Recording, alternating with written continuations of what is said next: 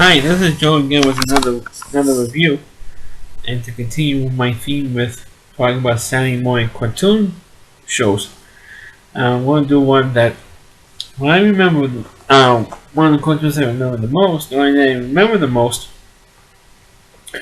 but it's also one of the few cartoons at that particular point in time that had a weekly cartoon, or daily afternoon cartoon series, as well as one on Saturday mornings. I'm going to discuss that one now, and that is the Real Ghostbusters cartoon. Now, some time ago, I did a review of the live-action Ghostbusters movies, and of course saw Dan Aykroyd and Bill Murray and the late Howard Ramis and Ernie Hudson. And that show was so successful that a lot of the time, especially during the early '80s, there was a lot of cartoons that were based on a live-action film. I mean, they did one with Star Wars as well, with their cartoon with droids and an Ewoks. With an Ewoks cartoon. And they did one with Ghostbusters. Now, the confusion, the reason why the cartoon that was based on the Ghostbusters movie was called the Real Ghostbusters, doing Justice Media, was the fact that around the same time there was, back in the 70s, about 10 years earlier, there was a live action show called Ghostbusters. They actually had a guy in an ape suit along with two clumsy humans, fighting ghosts. And Filmation wanted to do like a cartoon version of it. But it took them so long, and then, of course, by 1984, they had a live, the Ghostbusters movie,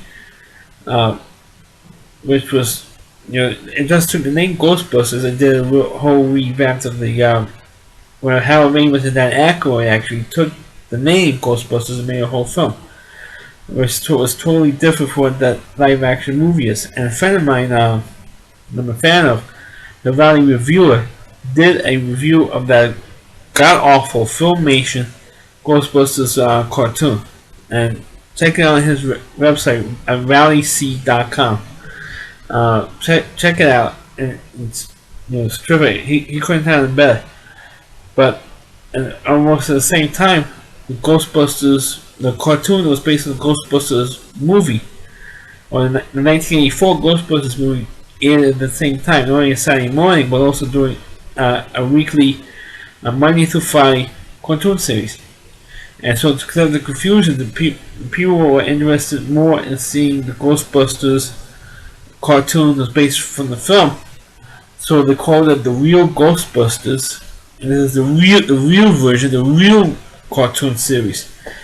And of course, that cartoon kicked Filmation's cartoon's ass, and surprisingly, the Filmation one lasted 2 years. I don't know how in the hell that cartoon lasted for 2 years, but the Ghostbusters cartoon that lasted for, based on the movie, I think it lasted for like 6 years, probably 6-7 years, and it was very, very good. And it was even more the cartoon was even more popular than the movies, believe it or not. And actually, there was no real continuous storyline with the films. I mean, with the cartoons, except for maybe possible romance. Of course, if anybody remembers the first film, there was a possible romance going on between Janine, the secretary, and Egon, played by Howard Ramis in the film. So this point takes place like approximately a year after the first Ghostbusters film. So, which of course it did, because that's when it aired, and so they continued that subplot. The other thing they added was, what they did with the cartoon was that they took the 4 Ghostbusters. I'm talking about Egon, Peter Beckman, Ray Stantz, and Winston, the 4 main characters, plus Janine the secretary, into the new cartoon series. Very rarely, they didn't even put in the 2 other characters, Scoring Weaver's character and the other character, Lewis, played by for me, I forgot. I know his name is going to come back to me, and probably after I do this review. Rick Moranis' character. Now I got it. The Rick Moranis character, Lewis, who played Lewis in the two Ghostbusters movies. They weren't even in this cartoon series. I think to make me later on they were, but right at the top they were not in that cartoon series at all. But they took Janine and the four main Ghostbusters and they put them into this cartoon. The only other character that they added from the movies to the cartoon series was Slimer. Of course, those who don't know what the character, that was the ghost, who wasn't in either movie. It was not actually called Slimer. Nobody gave him a name or anything, except in the closing credits of Ghostbusters 2, he was called Slimer, and starring Slimer. During the closing credits of Ghostbusters 2 in 1989. But when they made the cartoon series, they gave the character a name and they brought that ghost back. Of course, that was the ghost that in the first film, when the first actual job as Ghostbusters, in the costumes and with the proton packs and everything else, that was the ghost that they fought in the hotel. Or then they busted in the hotel. And the character, it says it was the first ghost they actually busted and contained. Became so popular because he slimed Bill Murray. When he's lying on the floor, he goes, "He slimed me." And Dan Aykroyd. So the ghost was pretty popular, so they put him in the cartoon and it became like the unofficial mascot. It was kind of like a tit for tat thing with Peter Venkman character in the cartoon series. So he was born in. And eventually that character was so popular that by the time the second movie aired, they decided to do a spin-off cartoon and called Slimer and the Real Ghostbusters, which was like expanded to like an hour. I think it was like an hour and a half cartoon or something, because they added cartoons.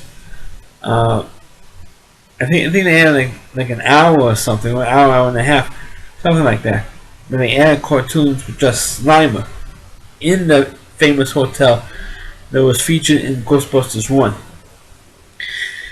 And the people they was friends with, and everybody called him Slimer in those individual cartoons.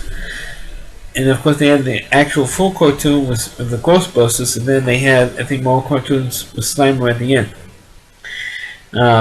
Anyway, with the Ghostbusters cartoon, it was at one point even more popular, like I said earlier, more popular than the movies themselves, because there are things that you can do, even by today's CGI effects, that you can do an animated feature that you can do on a computer, because it takes so much more time to you have to do. It takes a lot of time to do the CGI effects on a computer than you can by hand drawing, or trying the old-fashioned way, hand drawing the cartoons and putting in all the different colors and stuff. But the Ghostbusters cartoon really worked, and they did have some great stories and some great characters in it. Of course, being Ghostbusters, they have to have the Halloween. I think they did have at one point a Halloween theme, a couple of Halloween themed cartoons. I think one of them was a primetime cartoon where they busted the so-called Samhain, which was the spirit of Halloween, and there was a guy with a ghost with a pumpkin head, which was, I think, great. And then they had a sequel version with 4 kids being Ghostbusters helping the Ghostbusters out. That was 2 pretty good cartoons right there.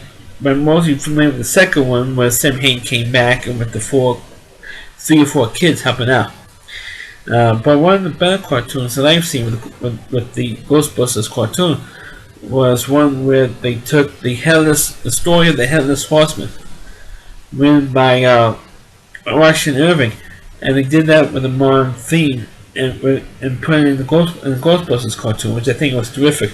And a little bit of trivia with that particular episode: the love interest that Peter had with his beautiful blonde woman on that cartoon series, that particular character was voiced by the same voice actress who voiced the character of Scarlet in the G.I. Joe cartoons. Because I could tell it's the same voice actors. Because I also watched the G.I. Joe cartoons religiously at that time. Because that was when the G.I. Joe cartoon was on the air. And that's how they busted the headless horseman, which is like one of the most famous ghosts or spirits in folklore. But as the cartoon itself, I thought it was, like I said earlier, it is definitely one of the better movie versions of a cartoon series that you're ever going to see. Because most cartoons that are based on a movie, and actually the majority of them were Saturday morning cartoons at one point or another. Most of them stunk. Or based on a video game. Because by the early and mid 80s, there was a lot of cartoons, so it was based on video games. They were on Cuba, and I think it wasn't all that great. Donkey Kong, which was like the worst one. Pac-Man. Of course, with the movies, there was also, like I said earlier, there was a Star Wars cartoon based on R2-D2 and C-3PO. There was also an Ewoks cartoon. I thought those cartoons were pretty good, even though they lasted like maybe a year and a half. And one of the worst ones was because there was a Karate Kid cartoon, which was just awful.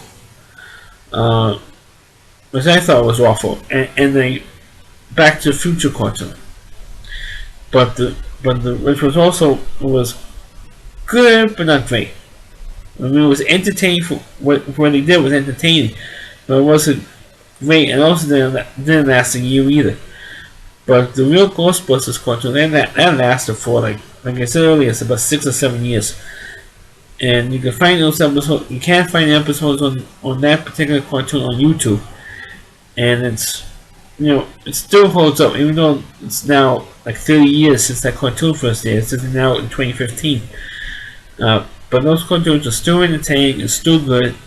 It could still be scary for little kids because of the ghosts and how scary these ghosts are.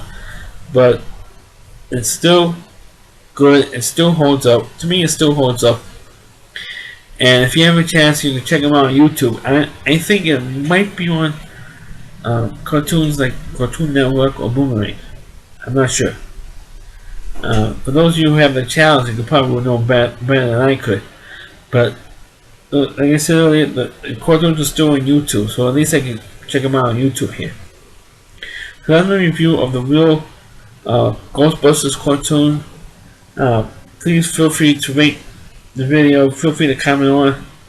Please subscribe to my channel up on top, and please check out my other videos, and as well, please forward this video onto your Facebook pages, and also please check out my other videos as well.